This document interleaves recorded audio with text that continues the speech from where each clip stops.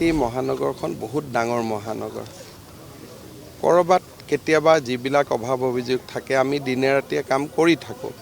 তাৰ মাজত কোনোবা এটা জেগাত কেতিয়াবা স্লেবখন ভাঙি যায়, কেতিয়াবা স্লেবখন চাফা কৰাৰ কাৰণে খোলে, আকৌ স্লেবখন লগাই লৈ নাথায়। কেতিয়াবা মানৱীয় ভুলবিলাক হৈ থাকে আৰু সেইবিলাক সংশোধন কৰি কৰি গৈ থাকিব লাগিব।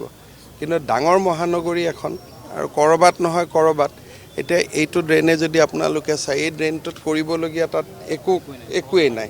আৰু এই ড্ৰেইনটো অপেন ড্ৰেইনটো আপুনি কাভাৰ ড্ৰেইনো কৰিব নোৱাৰে, কাৰণ এইটো পাহাৰৰ পৰা নামি অহা পানী। গতিকে এতিয়া মহানগৰীখন ইমান ডাঙৰ, কৰবাত নহয় কৰবাত ভুল এটাটো থাকিব। কিন্তু তাকে ৰাইজেও সহযোগ কৰিলে, আমিও লগে লগে গম পালোঁ, লগে লগে মাৰি দিলোঁ, বা আপোনালোকৰো চকুত পৰিল, আমাক জনালে, আমি লগে লগে ড্ৰেইনটো মাৰি দিলোঁ। তেনেকৈ এটা সহযোগিতাৰ মাজেৰে চলি থাকিব লাগিব। গুৱাহাটীৰ ড্ৰেইন চাফা কৰিবৰ কাৰণে GMCৰ মেন পাৱাৰ বঢ়াব লাগিব।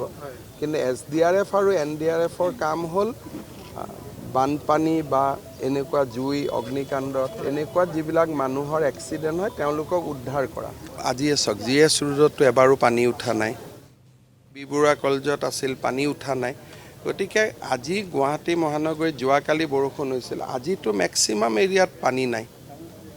গতিকে যিমান ইম্প্ৰুভ হ'ব লাগে গুৱাহাটীত ইম্প্ৰুভ হৈছে।